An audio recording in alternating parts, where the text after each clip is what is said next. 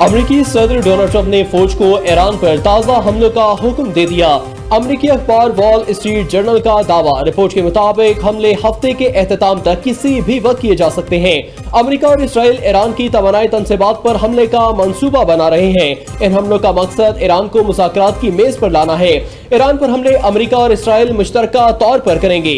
दूसरी जानिब अमेरिकी दिफाई इदारे पेंटागन ने ईरान पर मुमकिन हमलों पर तबसरे से इनकार करते हुए कहा कि सदर ट्रंप के फैसले से पहले अहदाफ पर बात नहीं करेंगे। सदर की हदायत पर किसी भी वक्त कार्रवाई के लिए तैयार हैं। ईरान पर भरपूर हमलों की मंसूबाबंदी कर रहे हैं। इन हमलों का मकसद ईरान को हथियार डालने पर मजबूर करना है। अमेरिकी सदर ट्रंप ने वाजे कर दिया। काबीना मीटिंग के दौरान मीडिया से गुफ्तगू करते हुए कहा, ईरानी इश्तियार दिला रहे हैं, डील का एतमाद कमजोर पड़ रहा है। ईरानी झूठ बोलते हैं और वादों से फिर जाते हैं। अमेरिकी हमलों में ईरान को शदीद नुकसान पहुंचा है। इसकी बहरिया, फिजाइया और फिजाई दिफाई निजाम तकरीबन तबाह हो चुके। ईरान को जौहरी हथियार नहीं हासिल करने देंगे। अगर ईरान के पास जौहरी हथियार होते तो पूरा मशरिक वस्ता तबाह हो चुका होता। ईरान ने अमेरिका और इसराइल के अहम इंफ्रास्ट्रक्चर पर हमलों से खबरदार कर दिया। खातमुल अंबिया ब्रिगेड के आला कमांडर मेजर जनरल अब्दुल्लाही ने कहा, जारियत करके भागने का दौर खत्म हो चुका। गलत अंदाजे लगाकर जाने की किसी भी कार्रवाई के नताज भुगतना पड़ेंगे। ईरानी फौज के पास सलाहियत भी है और जामिया मंसूबा भी तैयार है। मजीद कहा, अमेरिका और इसके किराए के सिपाहियों को अंदाजा हो गया है कि इनके फौजी सामान में कफन शामिल होना लाजिम व मलजूम है। अमेरिकी हमले जारी रहे तो अब होर्मुज़ पर पाबंदी मजीद सख्त हो जाएगी। ईरान की सुप्रीम नेशनल सिक्योरिटी काउंसिल के सेक्रेटरी अली अकबर कद्र ने खबरदार कर दिया। कहा, अगर अमेरिकी हमले और बहरी नाकाबंदी जारी रही तो अब होर्मुज़ पर लगाई गई पाबंदी मजीद सख्त हो जाएगी। इसके नतीजे में दीगर अहम आबी गुजरगाहें और तजारती रास्ते भी बंद हो सकते हैं। अब होर्मुज़ तजारती जहाजों को आमदोरफ्त के लिए खुली है। ईरान का इस पर कोई कंट्रोल नहीं। अमेरिकी फौज ने ईरान का अब होर्मुज़ की बंदिश का दावा मुस्तरद कर दिया।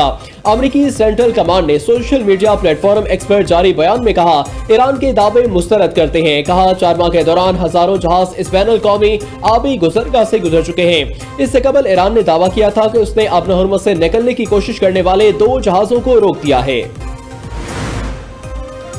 ईरानी वज़ीर ख़ारजा अब्बास अराग़ची का बरतानवी हममंसब एडमिरल वैन से टेलीफोन पर राब्ता। खलीजी मीडिया के मुताबिक दोनों रहनुमाओं ने इलाकाई और आलमी सूरत-ए-हाल पर बातचीत की।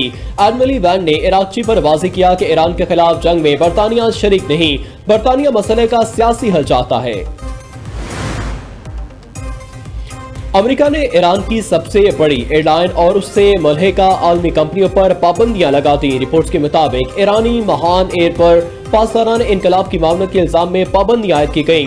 अमेरिकी हुकाम का कहना है कि ईरानी फिजाई कंपनी महान एयर पासदारान इनकलाब के एहलकारों के अलावा हथियारों और ड्रोन्स की मुंतकली पर भी किरदार अदा करती है। गुड गवर्नेंस के बगैर मुल्क के मामलात हल नहीं हो सकते। गुड गवर्नेंस के लिए कुछ करना होगा। DGISPR का नए सूबों से मुतालिक सवाल पर जवाब। लेफ्टिनेंट जनरल अहमद शरीफ चौधरी ने कहा, गुड गवर्नेंस मुल्क की तरक्की और इस्तेहकाम की जमानत है। अच्छी हुक्मरानी के लिए इंतजामी रीसेट की जरूरत हो तो जरूर होनी चाहिए। 1972 में आबादी 7 करोड़ और 4 सूबे थे। आज आबादी 25 करोड़ और वही 4 सूबे हैं। इंतजामी यूनिट का फैसला हमने नहीं, अवाम ने करना है। पाकिस्तान के अवाम की राय सबसे मुकद्दम है। दहशतगर्दों से बात नहीं होगी। दहशतगर्द हथियार डाले वरना खत्म कर दिए जाएंगे। अफवाजे पाकिस्तान का 2 टोक पैगाम। लेफ्टिनेंट जनरल अहमद शरीफ चौधरी का कहना है कि दहशतगर्द शहरियों को शहीद कर रहे हैं। बलोचिस्तान का मसला सरदार और एलीट तबका है। उनको अपने जाती घरों की चौकीदारी के लिए फोर्स चाहिए। कारोबार के नाम पर मुनशियात और डीजल स्मगलिंग करते हैं। कई सरदार दहशतगर्दी में मुलविस हैं। कहते हैं हमें हिस्सा नहीं दोगे तो दहशतगर्दी कराएंगे। सरदार चाहता है लड़कियां टैबलेट नहीं, खुद कुछ जैकेट पहने। कश्मीर पाकिस्तान की शरक था और रहेगा। DGISPR का 2 टोक ऐलान। बोले, कश्मीर से आज भी एक ही आवाज उठती है, पाकिस्तान हमारा है। आजाद कश्मीर पाकिस्तान का सबसे लाडला बच्चा है। वसाइल की बात की जाए तो सबसे ज्यादा कश्मीर को मिलते हैं। हकूक के नाम पर गेम चलाए गए, मकासद कुछ और थे जो सामने आ चुके। मुल्क भर से एक ही आवाज, निजाम में बुनियादी इस्लाहात वक्त की अहम जरूरत करार। मौसम नकवी के सिस्टम रीसेट के नजरिए को अवामी पजीराई मिल गई। ताजिर हो या वकला, डॉक्टर हो या सासा, हर तबके ने मौसम नकवी के मौकिफ की तायीद कर दी। आजाद कश्मीर कानून साज असम्बली इंतखाबात का दूसरा मरहला मुजफ्फराबाद डिवीजन की 9 और मुहाजिरीन की 12 नशिस्तों पर पोलिंग कल होगी। इलेक्शन कैंपेन का वक्त गुज़श्ता रात 12 बजे खत्म हो चुका। आज रिटर्निंग अफसरान की जानिब से इंतखाबी सामान की तरसील मुकम्मल की जाएगी। पोलिंग का अमल सुबह 8 बजे से शाम 5 बजे तक बगैर किसी वक्फे के जारी रहेगा। कश्मीर के अवाम को हकूक दिलवाना चाहता हूँ, चेयरमैन पीपल्स पार्टी बिलावल भुट्टो का पैगाम। कहा, उन हकूक में पहला हक हक हाकमियत है। हक हाकमियत का मतलब है आप जिसके हक में वोट डालें, नतीजा भी उसके हक में निकले। कश्मीर की हुकूमत और कश्मीर के मुस्तकबिल के फैसले कश्मीर के अवाम खुद करें। पाकिस्तान के जिन इदारों में कश्मीर के पानी, बिजली और बजट के फैसले होते हैं, वहाँ कश्मीर की अपनी कुर्सी और अपनी आवाज हो। 2 अगस्त को हक हाकमियत के लिए तीर पर मोहर लगाएं। कश्मीर का फैसला कश्मीर करेगा। एलपीजी और एलएनजी महंगी कर दी गई। एलपीजी की कीमत में 12.89 रुपए फी किलो इजाफा, नई कीमत 254 रुपए 32 पैसे किलो मुकर्रर की गई। एलपीजी का घरेलू सिलेंडर 152 रुपए महंगा हो गया। ओकरा ने एलपीजी के बाद एलएनजी भी महंगी कर दी। एलएनजी की कीमत में 34.55% तक इजाफा कर दिया गया। एलएनजी की कीमत में $6.45 फी MMBTU तक इजाफा। एलएनजी $6.31 फी MMBTU महंगी हो गई।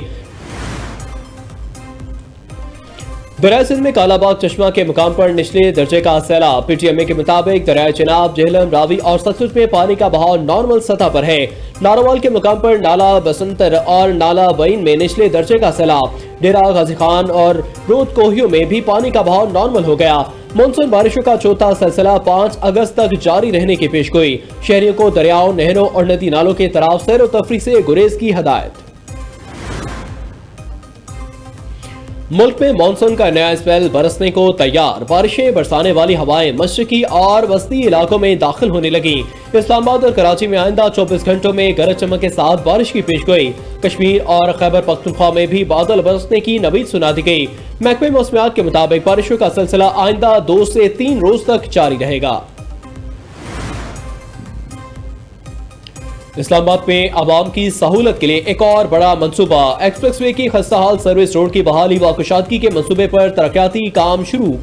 वफाकी वज़ीर दाखिला मौसम नकवी का मंसूबे का दौरा, तरक्याती कामों का जायजा लिया।